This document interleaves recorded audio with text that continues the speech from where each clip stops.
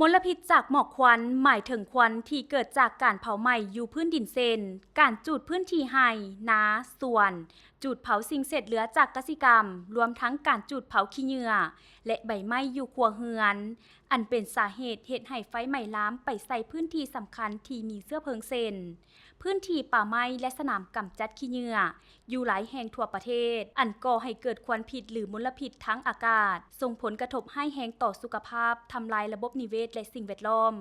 ในฤดูแล้งของทุกปีสปป.ลาวได้รับมลพิษหมอกควันหนาแน่นปกคลุมตัวเมืองและขอบเขตทั่วประเทศส่งผลกระทบต่อสุขภาพเศรษฐกิจสังคมและสิ่งแวดล้อมรวมทั้งการท่องเที่ยวสาเหตุหลักแม่นเกิดจากการกระทำของมนุษย์เซนการจุดป่าเฮ็ดไร่จุดเพื่อการล่าสัตว์จุดเผาสิ่งเศษเหลือกสิกรรมและจุดเผาขี้เหงื่อครัวเรือนอยู่พื้นที่เนินสูงและทงเพียงล้ำไปใส่พื้นที่ป่าไม้และสนามขี้เหงื่อรวมทั้งการแต่งกินที่นำไส้ฟื้นการเผาไหม้น้ำมันเสื้อไฟจากยานพาหนะและโรงงานได้ปล่อยธาตุอายพิษออกมาปนเปื้อนอากาศบริสุทธิ์หมอกควันแม่นมลพิษทางอากาศแบ่งออกเป็น3ประเภทคือประเภทฝุ่นละอองขนาดน้อยกว่า 2.5 ไมครอนหรือ PM 2.5 ธาตุอายแก๊สหรือธาตุอายพิษซึ่งมีขนาดน้อยบ่สามารถเบิ่งเห็นได้ด้วยสายตาเปล่าแม่นประเภทหนึ่งของมลพิษทางอากาศหรืออากาศเป็นพิษคงตัวลอยอยู่ในบรรยากาศซึ่งมีค่าวัดแทกฝุ่นละออง PM 2.5 เฉลี่ย24ชั่วโมงเกินค่ามาตรฐานสิ่งแวดล้อมแห่งชาติและองค์การอนามัยโลก WHO ที่ได้กำหนดบ่เกิน15ไมโครกรัมต่อเม็ดก้อนและผ่านการติดตามข้อมูลผ่านมาเห็นว่าสปป.ลาวมีค่าสูงเกินมาตรฐานหลายกว่า1เดือนในฤดูแล้งโดยเฉพาะเดือนมีนาหาเดือนเมษาของทุกปีฝุ่นละอองขนาดน้อยบ่เกิน 2.5 ไมครอนสามารถเข้าสู่ปอดชั้นในได้ก่อให้เกิดพยาธิในระบบทางเดินหายใจพยาธิปอดต่างๆหากได้รับในปริมาณหลายหรือเป็นเวลาดนจะสะสมในเนื้อเยื่อปอดเฮ็ดให้การเฮ็ดเวียกของปอดเสื่อมประสิทธิภาพลงเฮ็ดให้หลอดลมอักเสบมีอาการหอบหืดผลกระทบระยะยาวที่ให้แห้งเส้นพยาธิหัวใจล้มเหลวเนื่องจากฝุ่นละอองเข้าไปในปอดและหัวใจส่งผลกระทบต่อระบบการพัฒนาสมองของเด็กที่เกิดใหม่และเด็กน้อยยิ่งไปกว่านั้นถ้าได้รับมลพิษทั้งอากาศเป็นเวลายาวนานจะพาให้เป็นโรคมะเร็งปอดอาการแสดงออกเช่น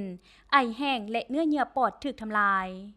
มลพิษทางอากาศถือเป็นหนึ่งในภัยคุกคามมวลมนุษย์อิงตามการรายงานขององค์การอนามัยโลกได้แจ้งให้รู้ว่าในปี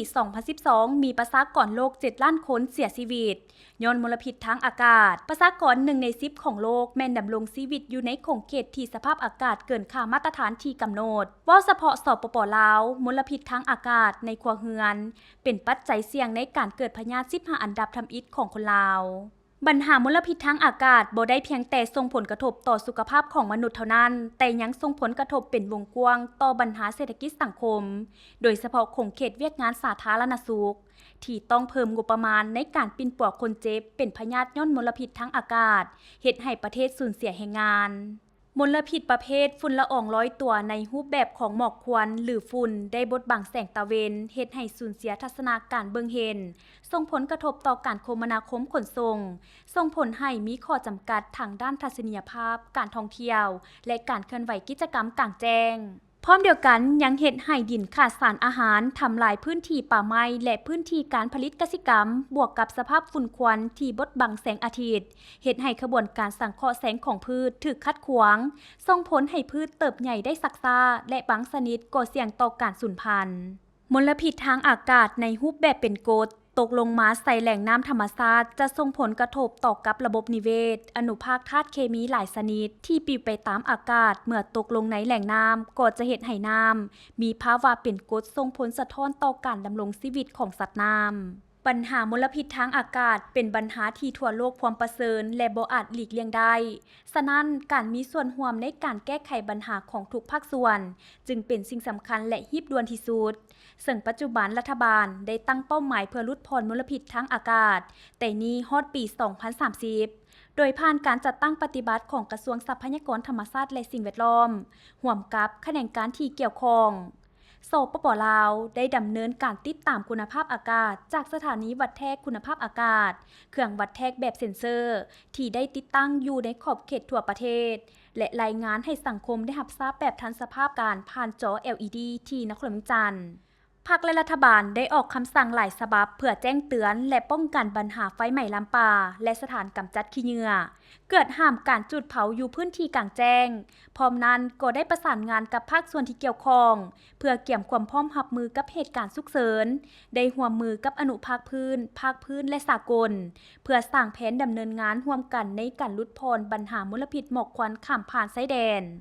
ท่านสามารถรับรู้ข้อมูลข่าวสารได้จากการรายงานข่าวอุตุนิยมผ่านทางโทรโข่งและวิทยุท้องถิ่นโทรภาพแห่งชาติลาวและหน้าเพจ Facebook ของกระทรวงทรัพยากรธรรมชาติและสิ่งแวดล้อมนอกนั้นท่านยังสามารถติดตามด้วยตนเองจากการนำใช้เครื่องเซ็นเซอร์แบบพกพาและนำใช้แอปคุณภาพอากาศผ่านทางมือถือเพื่อเป็นข้อมูลแจ้งเตือนพื้นฐานหรือสังเกตง่ายๆโดยเบิ่งความมืดมัวของท้องฟ้าและวิสัยทัศน์การเบิ่งเห็นบ่ชัดเจนในมื้อที่ฝุ่นละอองเกิดขึ้นหนาแน่นผิดปกติในมื้อที่หมอกควันหนาแน่นหรือมีระดับค่าดัชนีส่งผลกระทบต่อสุขภาพก็ควรหลีกเลี่ยงการออกไปเฮ็ดกิจกรรมกลางแจ้งหากมีความจำเป็นต้องสวมใส่อุปกรณ์ป้องกันฝุ่นละอองที่รับประกันเซ็นหน้ากากอนามัยประเภท N95 KN95 และ N99 เมื่ออยู่ในอาคารควรปิดประตูและป่องเยี่ยมให้แจบนำใส่เครื่องกันกรองอากาศและดื่มน้ำหลายๆงดกิจกรรมที่ก่อให้เกิดมลพิษทางอากาศเช่นจุดขี้เหงื่อครัวเรือนและจุดเผาขี้เหงื่อกสิกรรมติดตามเฝ้าระวังสุขภาพอยู่เสมอหากมีปัญหาทางด้านระบบทางเดินหายใจหรือสงสัยว่ามีอาการผิดปกติทางร่างกายให้เฝ้าไปพบแพทย์หมอโดยทันทีขอความร่วมมือจากพ่อแม่ประชาชนบรรดาเผ่าในช่วงฤดูแล้งเดือนมีนาหาเมษาของทุกปีหยุดจุดเผาพื้นที่กสิกรรมอันเป็นสาเหตุเกิดไฟไหม้ลามป่าหยุดการจุดขี้เหงื่อครัวเรือนรวมทั้งการจุดเผาไหม้ในพื้นที่โล่งอันก่อให้เกิดมลพิษทางอากาศเกิดฝุ่นละอองขนาดน้อยที่ส่งผลกระทบต่อสุขภาพระบบทางเดินหายใจรบกวนวิสัยทัศน์ในการเบิ่งเห็นและกระทบต่อระบบนิเวศวิทยาอย่างหลวงหลายหยุดการจุดเผาตั้งแต่วันนี้เพื่อคุณภาพชีวิตที่ดีของเฮาด้วยความปรารถนาดีจากหน่วยปฏิบัติงานหมอกควันข้ามผ่านชายแดนกระทรวงทรัพยากรธรรมชาติและสิ่งแวดล้อม